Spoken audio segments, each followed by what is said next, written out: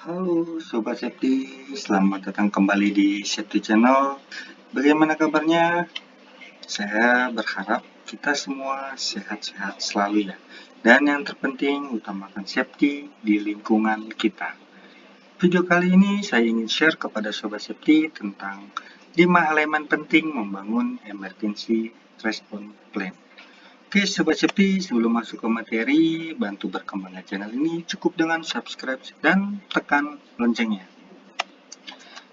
Nah, Sobat Safety, tujuan dari materi ini adalah diharapkan kita semua mengetahui dan memahami tata cara membuat perencanaan tanggap darurat yang tepat dan efektif dalam menghadapi bencana.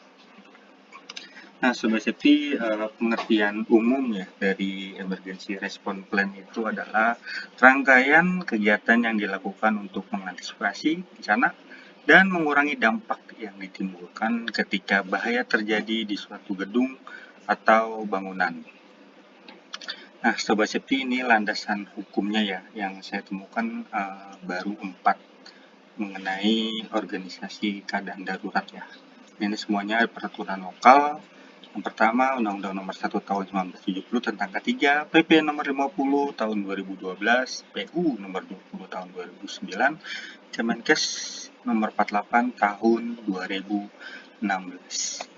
Oke, Sobat Safety, langsung saja ya, ini 5 elemen penting untuk membangun atau perencanaan organisasi keadaan darurat atau ERP.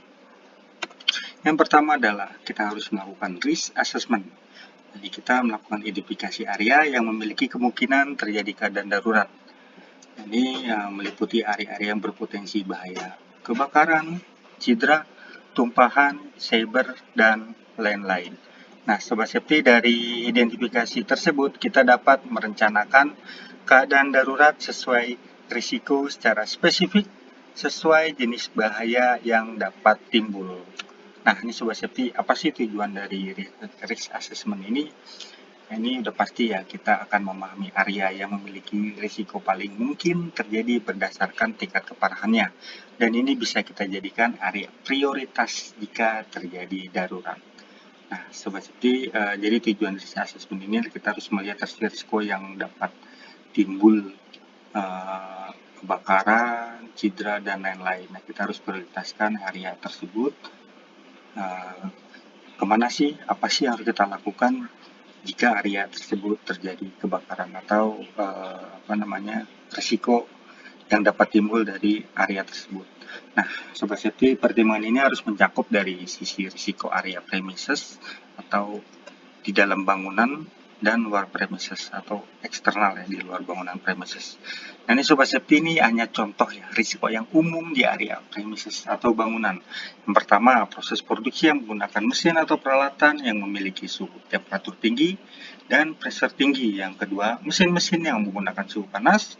Yang ketiga, cairan mudah terbakar atau flammable liquid, korosif, dan lain-lain.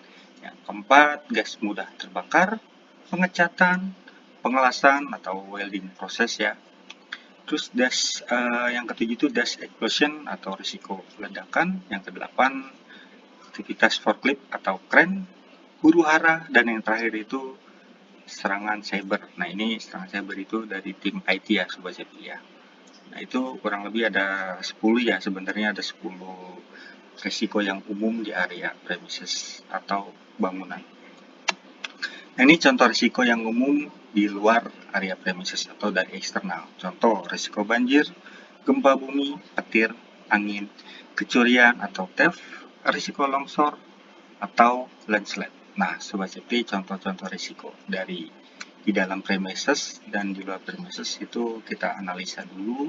Nah, setelah kita analisa itu, barulah kita membuat perencanaan bila terjadi keadaan darurat di area tersebut, kita akan membuat emergency response team-nya ya, atau ERT-nya. Tugas-tugasnya seperti apa sih? Oke, Sobat Safety, yang kedua adalah komunikasi. Komunikasi sangat penting dalam keadaan darurat ya.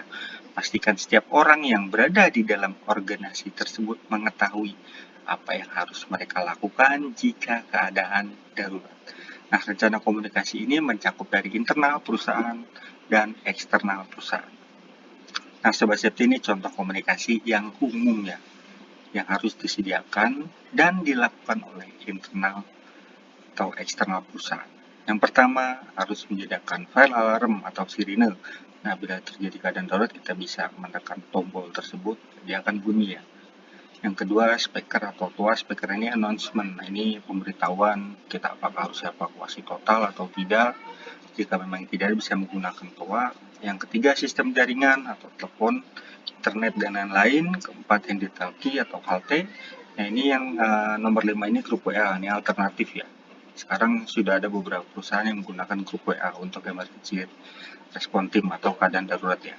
Yang keenam itu safety induksi, setiap tamu atau keadaan baru. Nah, kita akan memperkenalkan area kita, potensi bahaya dari mana, dan pada saat terjadi darurat apa yang harus mereka lakukan. Nah, ini fungsinya safety induksi ya, setiap tamu atau karyawan baru.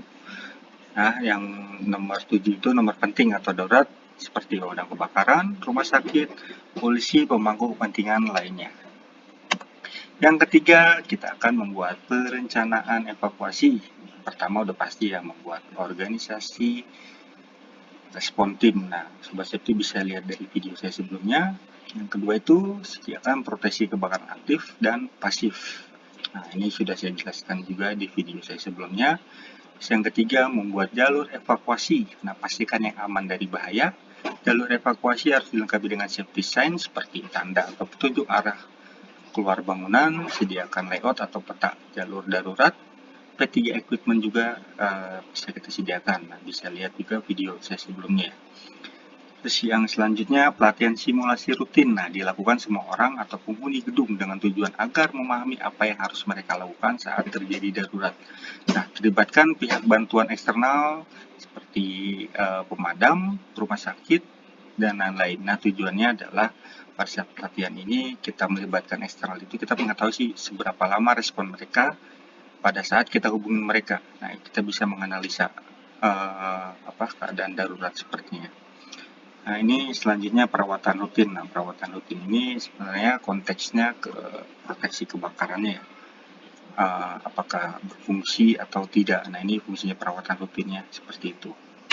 Selanjutnya prosedur darurat. Nah, Sobat Safety, ini prosedur darurat ini sebenarnya konteksnya ke ERT ya, Emergency Response Team. Ini materi ini sudah pernah saya share di video saya sebelumnya, Sobat Safety. Jika ingin lihat, bisa lihat di video sebelumnya yang pernah saya uploadnya, itu secara komprehensif ya, dari strukturnya dan tugas-tugasnya saya jelaskan secara rinci. Oke, Sobat Safety, yang terakhir adalah edukasi dan pelatihan. Nah, ini konteksnya ke SDM ya. Nah, jadi Sobat Safety ini seseorang yang berada di dalam organisasi atau tim tanggap darurat harus diberikan pelatihan sesuai tugas atau tanggung jawab mereka masing-masing. Nah, ini contohnya adalah pelatihannya bisa mengikuti K3 kebakaran, K3 semikal, K3 umum, dan lain-lain. Nah, itu saya rasa di Indonesia sudah banyak ya pelatihan tentang K3 ya. Nah, atau juga bisa dilakukan in-house training untuk semua tim tanggap darurat. Nah, ada juga instruktur dari luar itu bisa menjelaskan tugasnya mereka dari masing-masing, bisa menggunakan in-house training ya. Jadi semuanya langsung kita jabarkan tugas-tugas mereka pada saat terjadi keadaan darurat. Nah, setelah itu, Sobat Safety wajib dilakukan pelatihan rutin agar semakin terlatih dan profesional. Oke, Sobat Safety, terima kasih banyak sudah mengikuti dan melihat video kami. Semoga bermanfaat untuk kita semua. Jika ada pertanyaan atau sharing, bisa komen di video saya. Terima kasih Sobat Safety sekali lagi ya, terima kasih banyak.